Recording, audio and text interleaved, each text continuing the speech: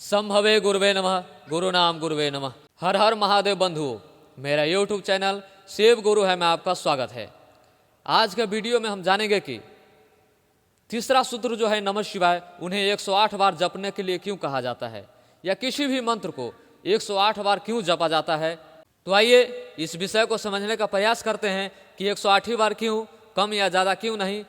तो इस रहस्य को साहब श्री हरिनारायण जी के वाणी द्वारा समझने का प्रयास करते हैं। नमः शिवाय 108 बार ही क्यों करने को बताया जाता है, उससे ज्यादा और कम क्यों नहीं। ध्यान से सुनिएगा तो मैं समझाने की कोशिश करता हूं, लेकिन यहां शास्त्र रद्द करिएगा तब तो नहीं सुनिएगा, नहीं समझिएगा। एक भाई ने पूछा है कि 108 बार किसी मंत्र का या नमः शिवाय का जप करने को क्यों कहा जाता है। यह भारतवर्ष का बड़ा पुराना नियम है। इसकी व्याख्या लोगों के पास कम है, लेकिन ये नियम बड़ा पुराना है कि 108 बार मंत्रों का जप होता है। कोई मंत्रों 108 बार जप होता है। काहे 108 बार होता? एक बात समझिएगा, इस दुनिया में पात्र, स्थान और समय एक साथ जुड़ा हुआ होता। जैसे हम आप हवा से जुड़े हैं, हवा बंद हो जाएगी, ऑक्सीजन नहीं मिलेगा तो हम जिंदा नहीं रह सकते। उसी तरह से पात्र, समय और जगह एक साथ युक्त रहता, एक साथ जुड़ा होता। यानी कोई भी घटना घटेगी तो उसी पात्र के साथ घटेगी, उसी समय पे घटेगी, उसी जगह पे घटेगी जो निर्धारित है। जैसे थोड़ी देर के लिए मान लीजिए रघुनाथ नाम के आदमी को सासाराम में स्टेशन पर धक्का लगेगा और उसकी टांग टूट जाएगी। चलिए घटना है, यह आज 10-11 बजे होगा। मान लीजिए रघुनाथ नाम के आदमी को 11 बजे NH पर या स्टेशन पर धक्का लगेगा और उसकी टांग टूट जाएगी। 10 बजे ठीक ही घटना घटेगी। जगह तय है नेशनल हाईवे का फलना पेड़ या रेलवे स्टेशन का फलना कोना। आप रघुनाथ को ले आइए, हम शिव चर्चा में वहां श्यामल किशोर को भेज दीजिए, एक्सीडेंट नहीं होगा। और रघुनाथ को 10 बजे नहीं, 10 बजे घटना होने वाली थी, 11 बजे वहां भेजिए, नहीं होगा। और रघुनाथ को जगह बदल दीजिए तो नहीं होगा, रघुनाथ के बदले श्याम को भेज दीजिए तो नहीं होगा, समय बदल दीजिए तो नहीं होगा। यानी स्थान को, काल को और पात्र को, समय को, जगह को और आदमी को या जानवर को या पेड़ को, किसी एक को आप हटा सकते हैं तो घटना नहीं घटेगी।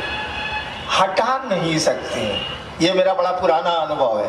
मैं धंधा बहुत करता रहा हूं आज तक। चमत्कार सीखने के लिए शिव को गुरु माना था, इसलिए धंधा मुझको, मेरी आदत बहुत रही है।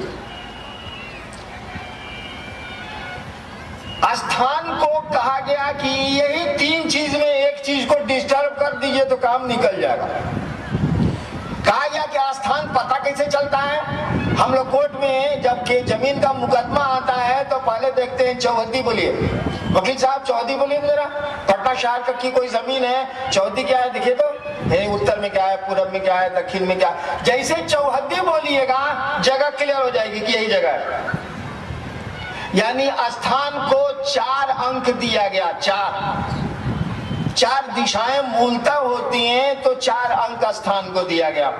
4 दिशाएं यानी जगह को तय कर दिया गया कि 4 गो में जगह तय हो जाएगी। चौहद्दी बता दीजिए, जगह तय हो जाएगी। उसके बाद कहा गया कि समय, अब समय को पकड़ो, स्थान को तो पकड़ लिया, अब समय को पकड़ो। समय पहले गिना जाता था नक्षत्र से, 27 नक्षत्र से के समय पर की गणना होती थी, अभी भी होती है। पंचांग बनता है उसी 27 नक्षत्र पर। तो समय के लिए 27 नक्षत्र थे, 27 ले लिया गया। तो 4 जगह के लिए हो गया, समय के लिए 27 हो गया। कहा कि इसको जोड़ दो तो 27 और 4 31 होता है। कहा कि नहीं, जोड़ने से मामला गड़बड़ा जाएगा। कहा काहे गड़बड़ा जाएगा? कहा कि कर्म फल जो होता है ना अकेले नहीं चलता। अगर हम बीमार पड़ेंगे तो मेरे घर के लोग परेशान हो जाएंगे। अगर हम कलेक्टर हो चलेगा?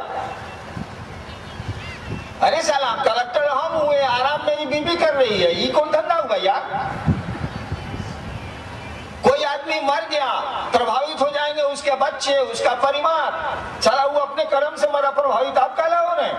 नहीं, कर्म फल गुणात्मक होता है, फैलता है। ये कहा कि 27 और 4 को जोड़ो मत, गुना करो। 27 चौके 108।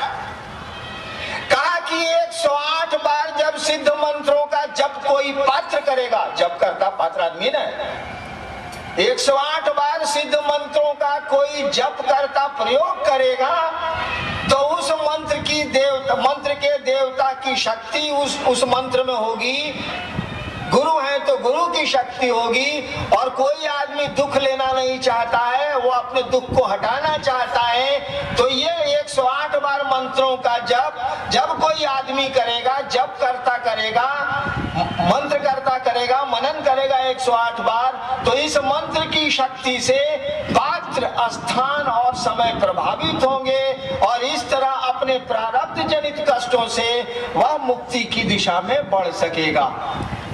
इसीलिए 108 का सिस्टम बना हुआ है। ज्यादा भी हो तो कोई दिक्कत नहीं है, कम नहीं होना चाहिए। ज्यादा होगा कोई दिक्कत नहीं, हुई 108 पर ऑटोमेटिक रुक जाएगा। यहाँ ऑटोमेटिक सिस्टम है। जैसे महादेव को प्रणाम करिएगा 108 बार के बाद, वैसे ही 108 पर जाकर के मीटर कंप्यूटर में नहीं होता, वो अपने मने जाके खट से बैठ जाएगा। यही इसका सिद्धांत है। तो आप इस वीडियो से समझ ही गए होंगे कि किसी भी मंत्र को 108 बार ही क्यों जपा जाता है। तो चलिए इन्हीं वाणी के साथ मैं अपनी वाणी तत्क्षण गुरु के चरणों में रखते हुए पुनः सभी भाई बहन को प्रणाम, मेरा प्रणाम स्वीकार हो।